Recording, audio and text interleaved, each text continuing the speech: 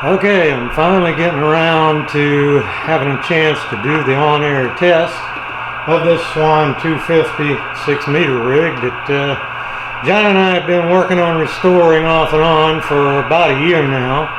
We actually got the restoration pretty much done a few months back.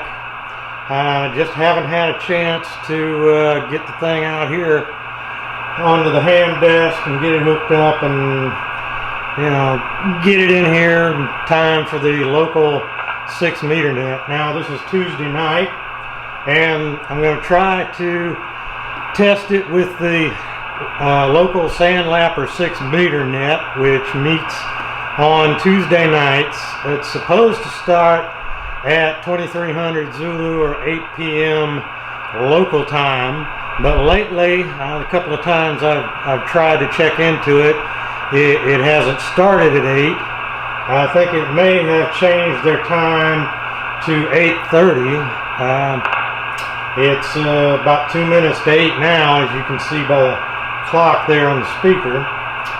So I'm going to just wait here, and if it doesn't start at 8, then hopefully it'll start by 8:30. And either way, you'll get to see it all.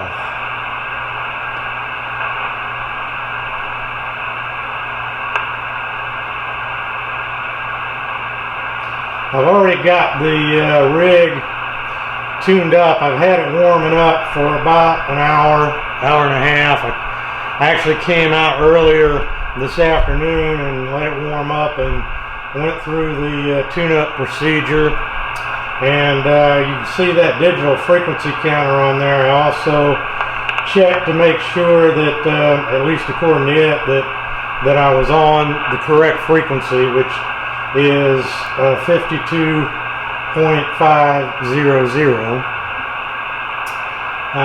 So obviously my dial on the rig is a little bit off on the calibration, but it should be close enough for government work anyway. So it's all tuned up, ready to go. I'm ready to go. Now we just have to wait for the 6-meter net to get ready to go.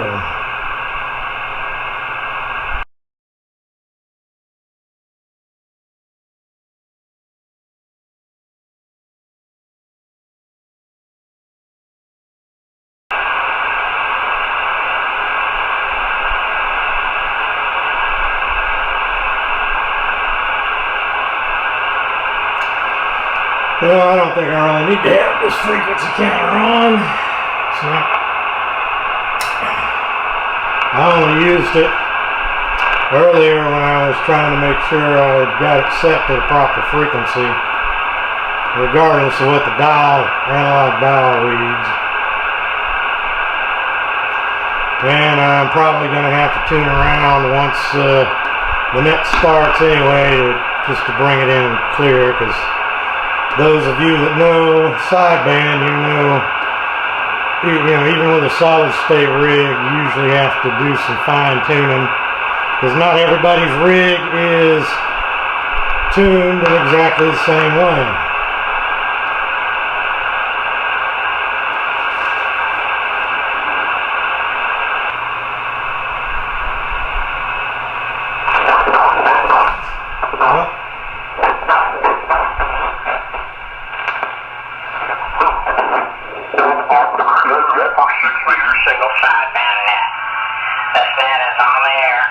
Tuesday night at 8:30 local time, so that hams in the southeast and elsewhere can get together and talk about their favorite band, 6 meters of course, in a cheerful, friendly, and informal atmosphere.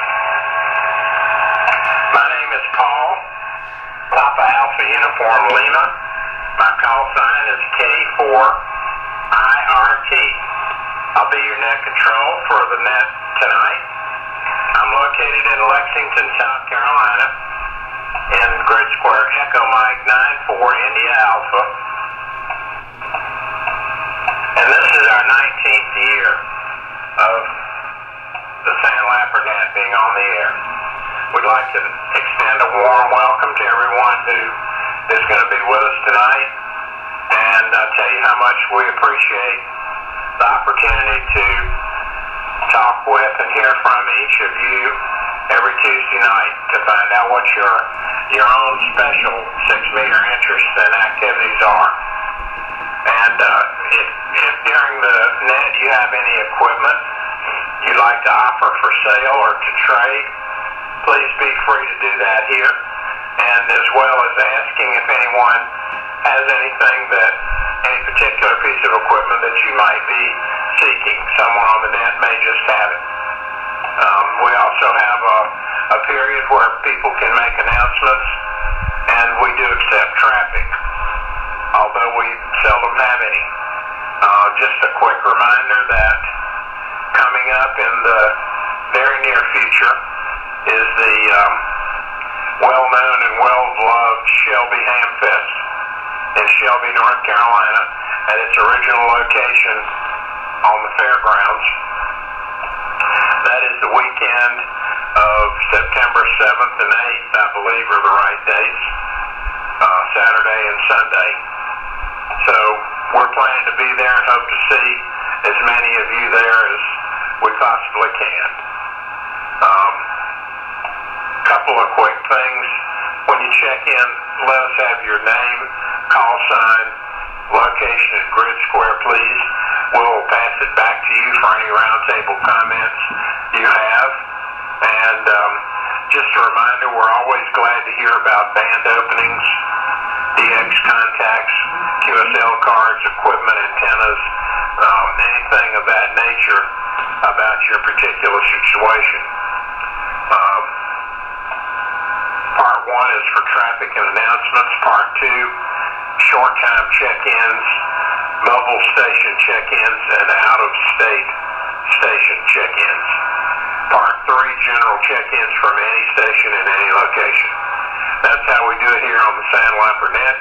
We'll pause right now for anyone with announcements or traffic for the net. Please call K4IRT.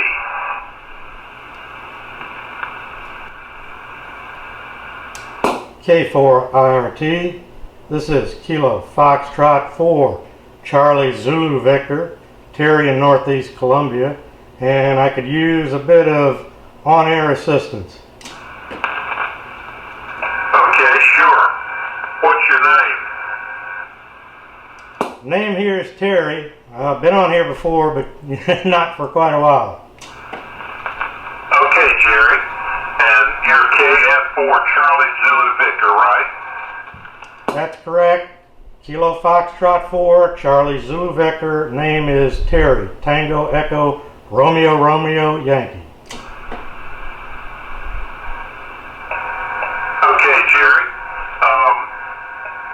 There's enough smart people on here, I think, that could answer most questions about ham radio and maybe some other things too. But I won't put them on the spot about that. Go ahead with your question. Everyone, listen up.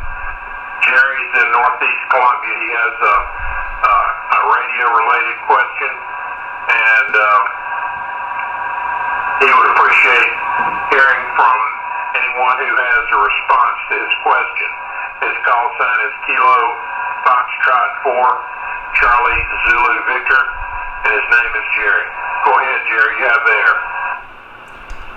Yeah, actually, clarification on the name. Name is Terry. Tango Echo Romeo Romeo Yankee.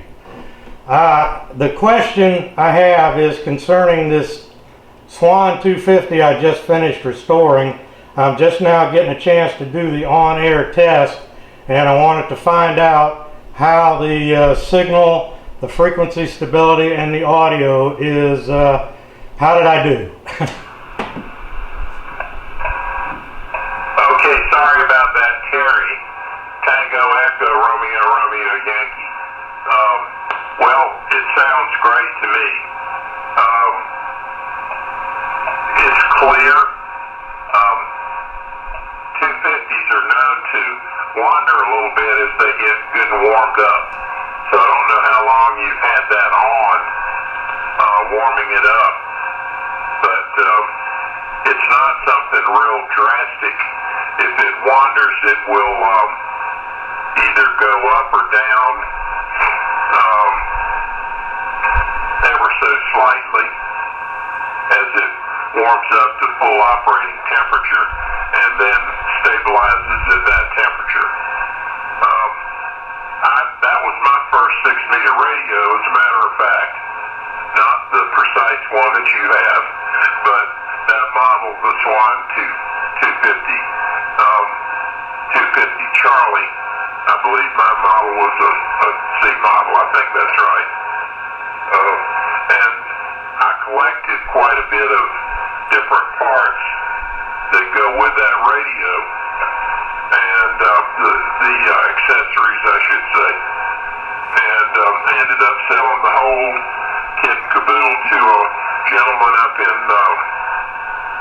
Nebraska, and that's been many years ago now.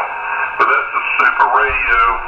It's a classic, and it's one that I personally am familiar with and admire a great deal. And it sounds good to me right now, Terry. Let me know how long you've had it on. It doesn't wander much, or at least the ones that I've been around haven't. And yours sounds pretty stable. The audio sounds good, and it's good and clear also. And I'll invite others to comment to Terry and let him know how they hear it.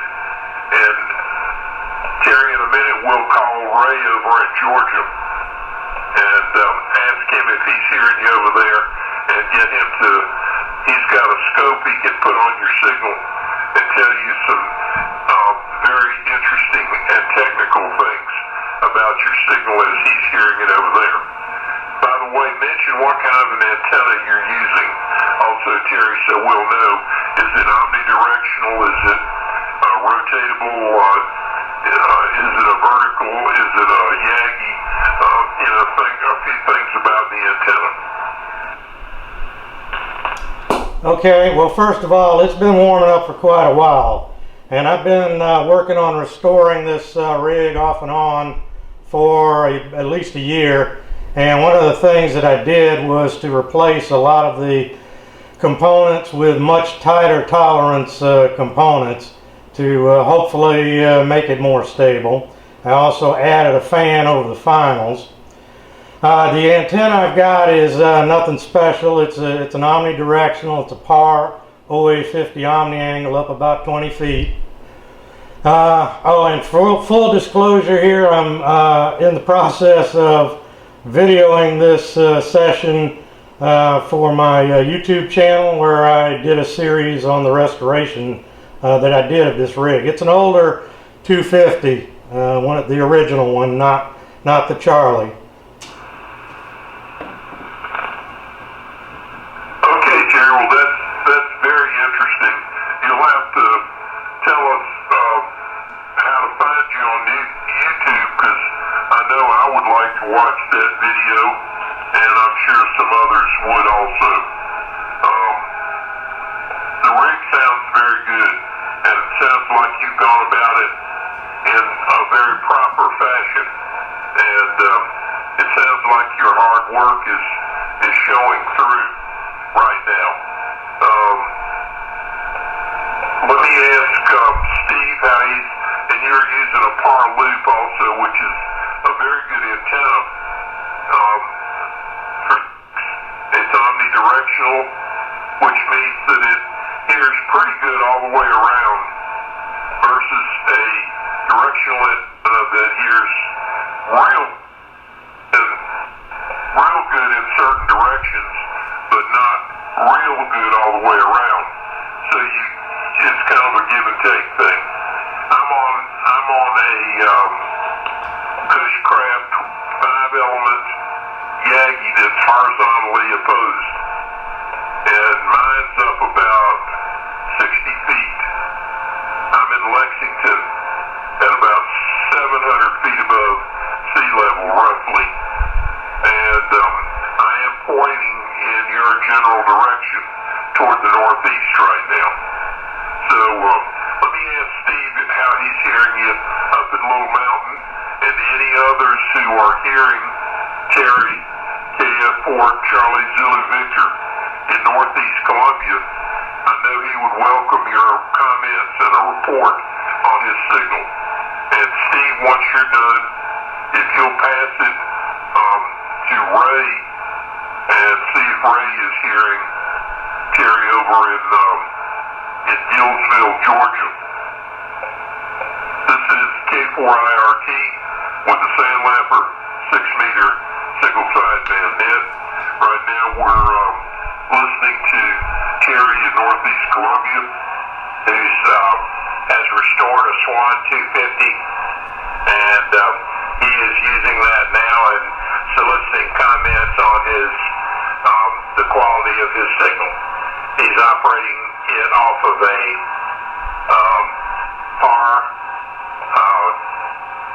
par loop, which is a triangular shaped, horizontally opposed, omnidirectional 6-meter antenna. And I had something else I was going to ask Terry, but it slipped my mind, and I'm sure I'll think of it again in a minute, and I'll ask you later, Terry. But glad to have you with us tonight, and hope we can get some good, helpful comments and also some good reports on your radio for you. I assume that radio is running about 100 watts output. That's by my recollection. That's about what those SWANs did. An output of about 100 watts. Well, I've got, I put new finals, new driver in it, good bit of new tubes, and tuning it up earlier today, according to my meter, that is the MFJ meter I got hooked up to it, it seemed to tune up to around 150 watts. Okay, well that's great. That sounds real good. I couldn't remember exactly what mine did. I want to say mine was 125, but I don't remember exactly. Okay, AK4Y, Steve. I hope you're hearing Terry. Talk to him a little bit. Give him some thoughts about your signal. And while you're doing that, I'll turn toward Georgia and at the appropriate time give Ray a call over that way. K4IRT, go ahead, Steve. Good evening, Terry. KF4CZV over there. I think I heard Paul say you were in the northeastern part of Richland County. I have a good signal on you. I had my beam pointed more toward the northwest to start with, which was not quite off the side of the beam, and I could hear you, but you weren't very loud at that point. But I've got some of that typical bacon frying going on the band tonight, and when you your audio is coming through, you're killing almost all of that. So your audio is good and clear. Your signal is good and clear, and just very good signal there, Terry. And the 150 watts is doing you really good over that way. And sounds like you did an exceptional job on it with the upgrades and you did to it as you restored it there. My little brother has a SWAN HF rig, and it's had that drifting problem with it too. But you're sounding real good over that way, and I'd say you were a good 5'7" over here in Little Mountain.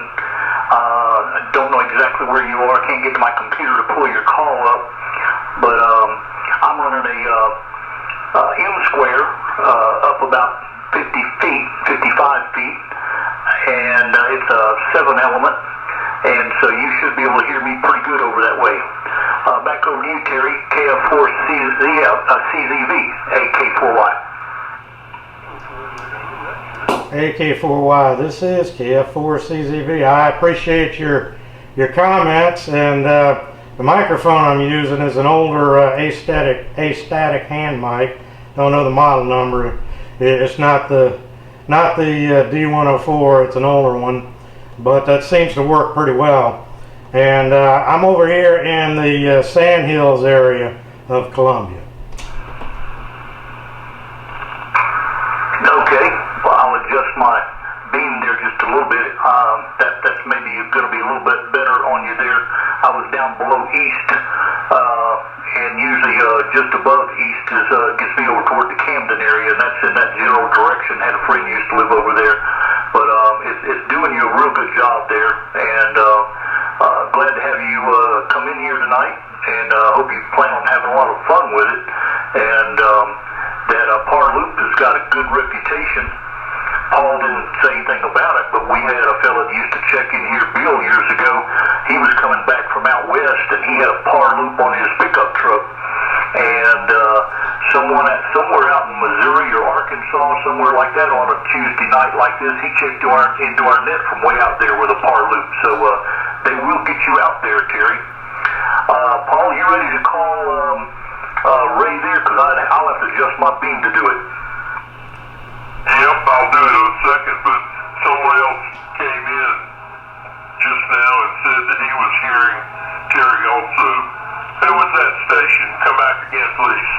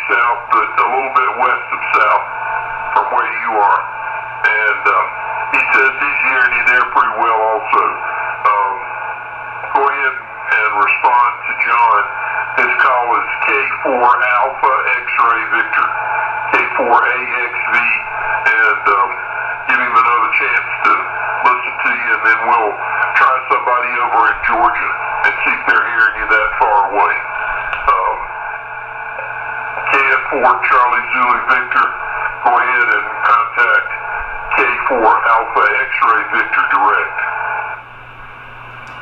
K4 Alpha X-Ray Victor, this is Kilo Foxtrot 4, Charlie Zulu Victor. You're not that far from me. Yeah, I was hearing you, but I guess because you had your antenna pointed away from me, I think I didn't get you real good, but you were understandable.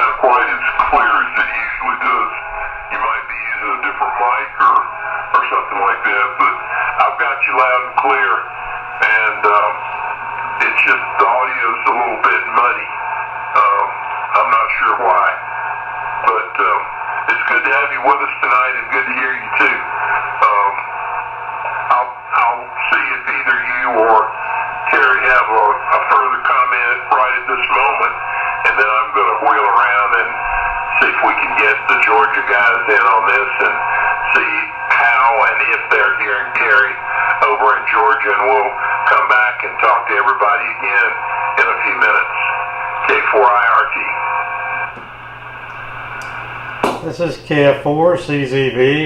No, I don't really have anything else to say yet, except I really appreciate all the help and the comments. I'm really happy to know that after all my work on this thing for so long, that I apparently did something right. The whole reason I got this thing to work on was as a learning experience, and And it definitely was. So I'm going to sit back and listen to the rest of the net. KF4, CZB.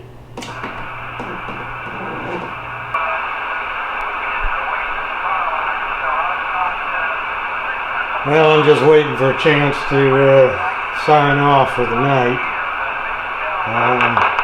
I'm real happy at the signal and audio reports that I've gotten. I wasn't sure, but we listened for you. I don't know what else to say. It's nice to see that John and our hard work has paid off.